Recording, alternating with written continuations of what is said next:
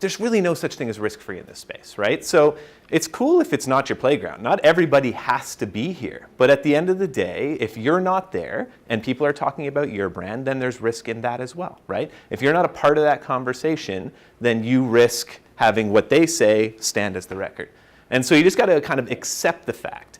And this is where marketing and legal always have a little bit of tension, right? And I know we got marketing folks and legal folks in the room, which is you've got to accept the fact that playing in this space inherently has some risk to it.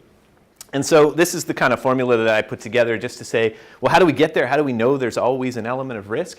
You have an extremely powerful communication tool, right? We saw the video of Eric Qualman, which shows you all the great stats on social media. This is the way we communicate now. Everybody's got a smartphone or a computer or access to some way to talk to that world. You've got an extremely wide and diverse audience that we're talking to, right? Again, we're not talking to a room full of 100 people. Thank you all for coming. We're talking to billions of people once we put our messages out there. And nothing is private, right? You saw the example with Tessa. She thought something might have been private. It wasn't private. You see a bunch of people pull things down on social media all the time. Many of the examples I'm about to show you have been pulled down, except they live on forever. They live in this presentation. They live in other people's presentations because these things are so easily shared and you can never erase this stuff, right? So at the end of the day, no matter how careful you are, no matter how private you think you're being, there's just an element of risk. So we accept that. And then we move on and we say, okay, so how do we mitigate that risk? How do we deal with that in the social sphere from a marketing perspective? So the last kind of wordy slide before we move into more picture slides is, I have this conversation all the time with clients, which is, you got to remember, there's no Social Media Act in Canada, right? There's not one piece of legislation where we say, hey, isn't this great? If you're going to do social media, you got to do it in this way. We're stuck, obviously, trying to fit within the confines of all of the laws that came before us, right? The Criminal Code for contests and promotions, the Competition Act for false and misleading advertising, none of which deal with social media. And so we're taking old laws and trying to fit it into new medium, which is always a fun challenge, right? But in addition to that, what we're looking at as well, and Eric mentioned this, pick the right policy, pick the right policy.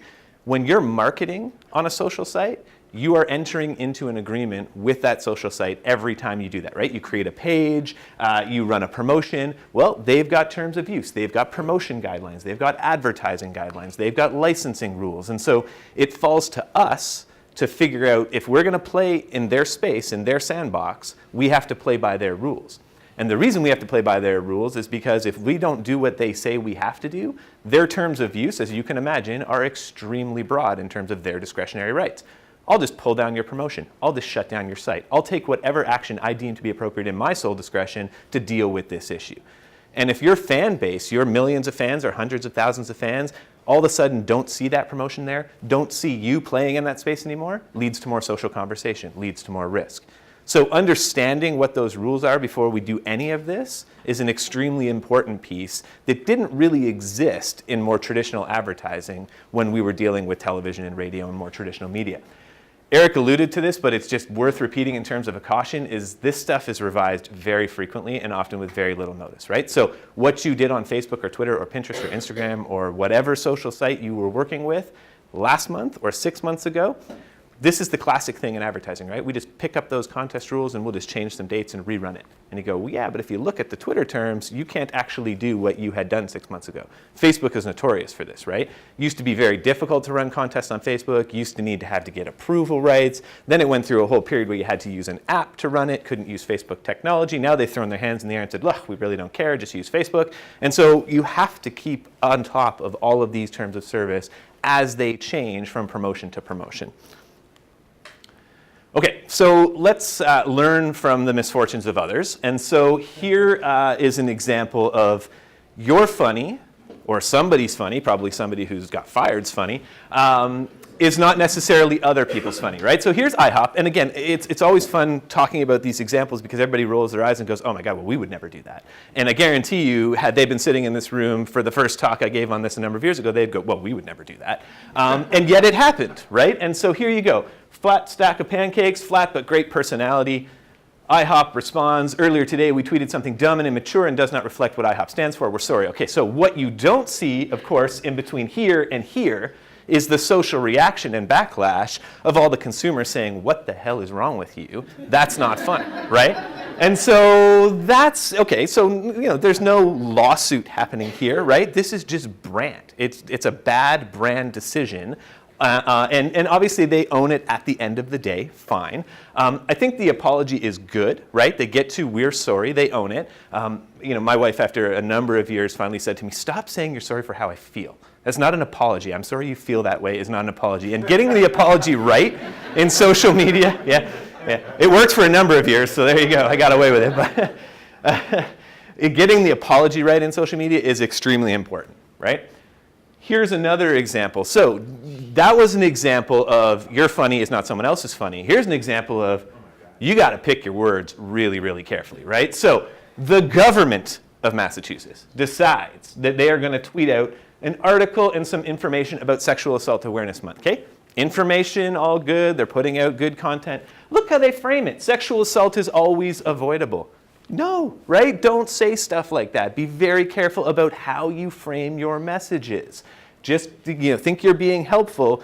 Take 10 seconds and figure out that you're framing it in the correct way. Here's another one which I love, which is thinking that people want to engage with you, right? We all have this tendency to say, as I said, it's a conversation. So let's go out and talk to our fans. Surely our fans love us and they want to talk to us. Maybe that's true. Maybe in the height of the economic crisis in the US, if you're JP Morgan Chase, this is not the greatest of ideas.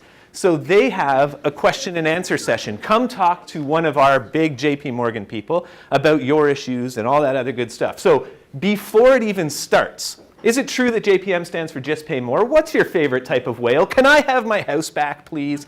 And so they, before it even starts, come up with, tomorrow's Q&A is canceled, bad idea, back to the drawing board, right? So again, this is not illegal. This is just a bad idea. And so, we talk about social, and Eric talked about this. It's fast. It's really, really fast. I'm going to show you some examples of real-time marketing at its best. But these are the conversations that are happening now, right? Somebody comes up with this idea. Do they bounce it off legal? Who knows? But somebody's got to think about this and go, who are we? What's our environment? What's our audience? What's the world look like right now? Is this a good idea? Can't just do this stuff without thought, right? Which you can see in a lot of these examples is exactly what happened. So here's another one, which is a horrific example of thinking that it's always appropriate to be seen to be engaging, always appropriate to be responding to something, right? Boston, our hearts are with you. Here's a bowl of breakfast energy we could all use to start the day. So the morning of the Boston bombing at the marathon. So bad idea, obviously, right? Capitalizing on a tragedy, never a good idea. Had they just said, Boston, our hearts are with you, tragic event, boom, right? Probably no issue. Again, what you don't see is all the tweets in between that. And in fact, what you don't see in this case is the multiple times that they tried to apologize, but tried to do it in the more traditional lawyer way. Don't ever admit anything, don't say you're sorry. They didn't get the apologies right at least a couple of times until they finally got the apology, right? So you can see that how you manage these things is extremely important on the back end, again, because the social backlash is enormous. Bots. We love bots, right? It's so much easier to let a computer take over the program and monitor our social sites for us. Who wouldn't want to do that? I don't want to pay some guy to sit in a basement and look at my Facebook page 24/7 and make sure nothing goes wrong. We got a bot for that. The problem is bots don't think like humans, right? And so congrats to American Air and US Airways on creating the largest, shittiest airline in the world. Thanks for your support. We look forward to a bright future. That's a problem, right? Again, not a legal issue, but doesn't make you look really good. And of course, people pick up. It's funny that they think responding to every tweet coming their way like this, because it was a bot, right? A bot was just automatically responding to anything that caught that hashtag. Here's a bad example, joining the conversation, right? Everybody thinks, again, that it's like important for me to pick up on this and be a part of that because, we're a brand. DiGiorno, why I stayed, you had pizza. Okay, if you knew why I stayed was trending, it was because Ray Rice, the former NFL football player who domestically abused his fiancée at the time, she wrote an article about why she stayed with him. And so hashtag why I stayed was trending. So of course the apology is, a million apologies, didn't read what the hashtag was about before posting. Okay, not only does it make you look bad, but I mean, seriously, Google solves like 90% of these issues. You don't got to call me. Google why that hashtag is trending and then don't post this. Pretty simple, right? Okay, so that's the learning from the misfortunes of others, as we say. Let's look at a few of the key legal issues in this space, right? The first is stealing still stealing, right? And we live in an age now, and I think everyone in this room will appreciate, treating the commercial use of content versus the personal use of content, very different buckets, right? When I want to take content and use it for my commercial purposes, I'm subject to a whole bunch of different rules than Dan posting a video on YouTube that includes a whole bunch of third-party rights. Unless I do something crazy, the odds of Madonna coming after me for using her song in my YouTube video, probably pretty small. I'm a major brand and I put Madonna in there, that's going to be a problem. And so that's kind of this issue, which is the way this works now is there's aggregator tools, right? And aggregator tools just go out and comb the web and they find content, whether it's by hashtag, whether it's by brand company mentions, and they grab all that content and they say, look at all this fantastic stuff that's trending or that's using our name or that's whatever's happening, and they pull it all back.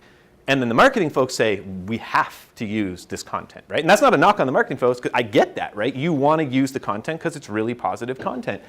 And this is where the legal folks have to come in and say, well, hold on a second. From a rights perspective, let's actually take a look at what's going on here, right? So let's use YouTube as the example of this, because they've got very clear, defined policies about how this all works. So you start from that premise we talked about right at the beginning, which is the same rules that applied from a legal perspective before still apply now, right? Nothing's new here. You look at those terms of service and you say, first and foremost, we're a company, this is commercial use. Can I use the service and the content on the service for commercial use, right? Some sites actually say no. YouTube says yes, provided you don't do certain things. And some sites say, go for it. So you got to figure out, first of all, what bucket you even fit in from that perspective. And then you got to look for what's called a flow-through license, right? So when I post something on YouTube, I have to grant a license to YouTube for them to post that content to the world, just the way it works. Every site will have at least that first step of license. You post here, you give us a license to basically rebroadcast that to the world. But what we're looking for here is that one step further, and this is what YouTube has, which is that when Dan posts to YouTube, he not only grants a license to YouTube, he grants a license to every other user of YouTube. And that's the piece we're looking for, because we're saying, well, we're another user of YouTube and we want to use this content. So we found the flow-through license, we're good on commercial purposes. Now you got to look at whether or not there's specific usage rules, right? And so YouTube has a policy which says you can take the content and you can use the content off the YouTube service, provided you do it in a specific way. And in their case, that's using the embedded player, right? So you need to basically take YouTube's embedded player, put it on your site and play the video through that so that the nexus is clear, right? People understand that video comes from YouTube. You can't just rip the video off YouTube, stick it in a commercial ad and go, well, we followed the policies, because you haven't, right? So specific usage rules. Facebook, other sites have scraping rules. So you got to figure out that. Is it even allowed to scrape content from that site and turn around and use that content for your commercial purposes? And so let's say we get through all of that, which is the can we do it piece, right? Commercial purposes, flow through license, we're doing it in the right way. You get to the should we do it piece, which is the implied endorsement piece. And I'm going to show you some of those examples in a little bit. But let's say that video has third-party music rights. Let's say that video has celebrities in it, or non-celebrities, but third-party identifiable individuals. It's unlikely, okay? So maybe if my kid's in the video, no problem. I can consent on their behalf, and there you go. But let's say I create a video of me at a baseball game, and the shot is of one of the Jays players, and in the background is some music, and that's the video I post on YouTube, and a brand picks it up and goes, that's amazing, we're going to use that. And you go, but you have no rights, because I certainly didn't have any rights to create that video, or to put that celebrity, baseball player in the video, and the music in the background, and all that other stuff. So can you do it, and should you do it? And then you look at that and go, that's just YouTube. We just talked about an aggregator that pulls stuff from all over the web. So you can see how complex this issue is, which is you can't just take stuff from everywhere and repurpose it for commercial purposes. So capitalizing on things is always something that marketers want and have to do, right? And again, I get it, right? That celebrity is holding your coffee cup. Absolutely, you're going to want to go out and say, this dude loves our coffee. And so let's look at the spectrum of that, though, right? Because we start from a basic privacy principles, which is you have no right to use the identifiable image of somebody else for your commercial purposes, right? Celebrity or not. Obviously, celebrities are in a completely different camp, because right or wrong, their images are worth, or they think they're worth, a lot of money. And Eric mentioned earlier, Kim Kardashian gets thousands and thousands of dollars for tweeting. We're going to talk about that in a little bit. But these celebrities do command, or at least some of them do command, immense amounts of money for the commercial use of their image. So they're not going to be cool with you just going, oh, I get it. There, I took a picture of me holding a Starbucks coffee. You can stick that in an ad when I have nothing to do with Starbucks and you haven't paid me for that. So the spectrum is this, which is you start at one end of the spectrum with Pharrell Williams. Here he is at the Grammys. Arby's says, hey, Pharrell, can we have our hat back? He's a good guy. He engages with them, and he commits some comment back about, are you trying to start a beef? Arby's. And all is good, right? And so you look at that, and you said, well, Arby's took a shot, right? They have no right to use his name. They have no right to be seen to be associating with him. They're doing something funny. It's probably along the lines of some type of parody, but they took a shot, and nothing happened, other than some good social communication. On the other end over here of the spectrum, you've got Katie Heigl. And so Katie Heigl is photographed leaving Duane Reade, a drugstore in the United States. And not only did they retweet that photo, they add some context to it. Love a quick Duane Reade run. Even at Katie Heigl can't resist shopping at NYC's favorite drugstore. So Pharrell Williams, good guy, party on this side. She sues them for $6 million. That is kind of the spectrum in which you're playing in, right? And so you look at that and you say, we don't have a week to decide whether or not we're going to do this, whether or not we're going to engage here, whether or not we're going to post this, right? This stuff's happening within minutes or an hour at the most. And so this is the real-time marketing piece of this, right? How do we decide whether or not this is something, as the lawyers in the conversation, that we're either okay with, or that we say, you know what, practically speaking, the risk is probably low enough. And so how do you do that? Again, you go to Google. And you say, let's see who we're talking about here, right? Are we talking about Pharrell? Are we talking about somebody who's known to engage with brands with whom they're not affiliated, have fun on social media? Are we talking about somebody like Katie Heigl or Michael Jordan, who is known to protect their image no matter what? If it's that person, let's step back from that. Let's not do that. If it's the other person, you say, well, maybe there's some merit to that. Maybe we can do this. And so then you look at it and you say, does that person whom we're talking about have a commercial relationship with one of our competitors, for example, right? If we're a car company and we want to do this because this guy was seen driving our car, but at the end of the day, he's got a relationship with another car company, then even though he may be Pharrell type good guy, doesn't want to sue everybody, he may be contractually obligated to protect that. Or there may be issues because of his relationships. And so this is a tricky one, right? There's no black and white answer in that, extremely contextual, and because it's happening extremely fast, you got to make these decisions in real time, right? So let's take a look about how others have done that same thing, but without maybe accepting some of that same risk. And so the background context to both images on this slide is that Luis Suarez bit an Italian soccer player during the World Cup. Okay? The bite heard around the world, everybody got it. Immediately, Snickers comes out and says, more satisfying than Italian, hashtag Luis Suarez. And you go, that is brilliant, right? Now, the conservative lawyer would go, well, Luis Suarez is his name, no right to use his name for commercial purposes. You are accepting an element of risk. And you say, yes, I agree with you. Practically speaking, hashtag Luis Suarez is trending around the world at that time. So the odds of him doing anything about that would be extremely low. But maybe we're Cinnamon Toast Crunch. And maybe we decide we don't need to put any context around this. Let's just show one Cinnamon Toast Crunch biting another Cinnamon Toast Crunch. And everybody will understand what that means, right? And to me, when I said at the beginning, there's no such thing as risk-free but the one example, I think this is it, right? This is you look at this and go, nobody would care about this 5 years later or understand what it means or tie it to Luis Suarez or anything. Because if I hadn't told you the story about Luis Suarez, you would just think that's one Cinnamon Toast Crunch biting another Cinnamon Toast Crunch, end of story. So brilliant ways to help mitigate the risk of capitalizing on something without necessarily having to accept, using celebrity images. Oreo is another example of this, right? Think about the Super Bowl where the lights went out. And Oreo basically says, in that moment, you can still dunk in the dark. Now, they're not an official sponsor of the Super Bowl. Super Bowl protects their rights extremely tightly. Yet they post that out. Everybody gets it. You're watching the Super Bowl, the lights went out. Oh, you can dunk in the dark? That's brilliant, right? At the end of the day, great way to capitalize on something without accepting immense amounts of risk for doing so. So these stats appeared in the video that Eric showed at the beginning of this, right? It's concerning from an advertiser's perspective, but it really serves to highlight what we're talking about here. 78% of consumers trust peer recommendations. Only 14% of people trust advertisements. And so you look at that and you say, okay, so that really then is the impetus for the next couple of legal issues that we're going to talk about. Influencers. So if 78% of people trust peer recommendations and only 14% of people trust advertisements, why has this become a thing? This has become a thing because we know that people trust these people, right? People trust celebrities for right or wrong. People trust their friends People trust people who they think have used products and written reviews, but they don't necessarily trust true advertisements. Of course that company is going to say nice things about their product. They're that company, and those are their products. Oh, if this guy, Dan, likes those products, that means something to me, right? And so this is where influencers has become an extremely explosive topic. We are going to pay someone, give them free product. They're our employees. It doesn't matter. There's some level of what we call material connection between me as a brand and these people who have an extremely influential following. So Kim Kardashian, influencer, right? She's paid to do all that stuff.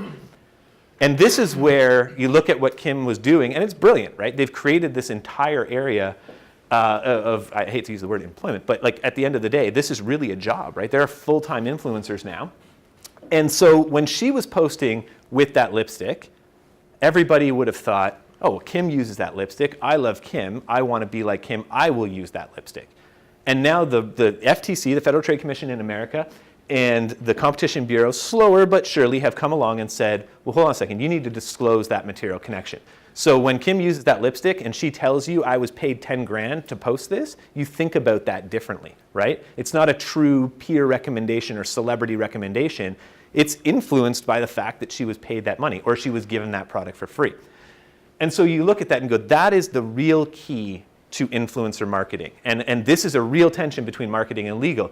Marketing says, no, but if we tell people that there's a connection, people are going to put less weight on it. And legal's going, but that's exactly the point. We cannot trick people into consuming what is effectively advertising, right? And so the law is catching up with this, obviously, and saying, you need to tell people that this is advertising content and that this person has a material connection with you, right? Of course they're saying nice stuff, they're your employee. Of course they're saying nice stuff, you gave them 10 grand to say nice stuff. So that's the disclosure piece of influencers. The other big piece with influencers that you got to consider is the contracts that go along with them, right? This is now, as I said, this is now a business. So when brands engage with these folks, what are you doing? You're effectively turning over at least a significant element of your brand and your reputation to this other person.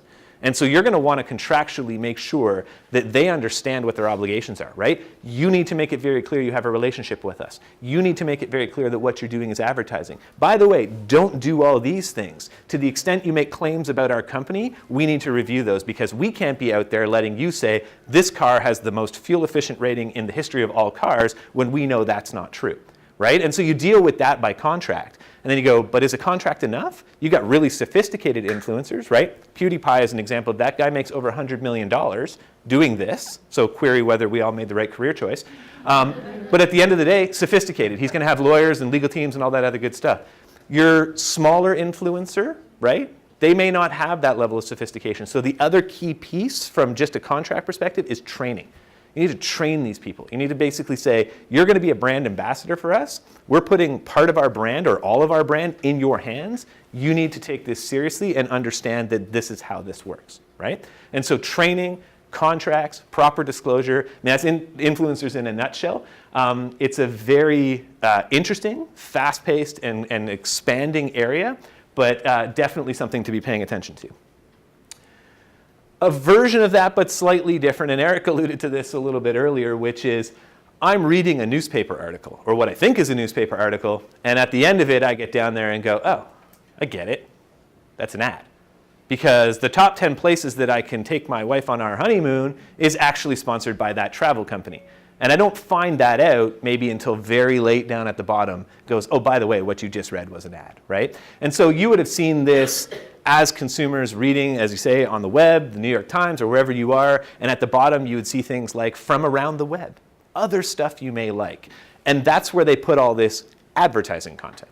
At the end of the day, that's what this is, right? And this is not a new thing. It's no different than advertorials, product placement, all the older versions of this that we used to deal with. This is just the new version of that, right? And you say, well, what are we talking about here, right? Is this something where somebody has gone and written something and we say, wow, that's amazing. Thanks for writing that. We had nothing to do with it whatsoever. We really like it.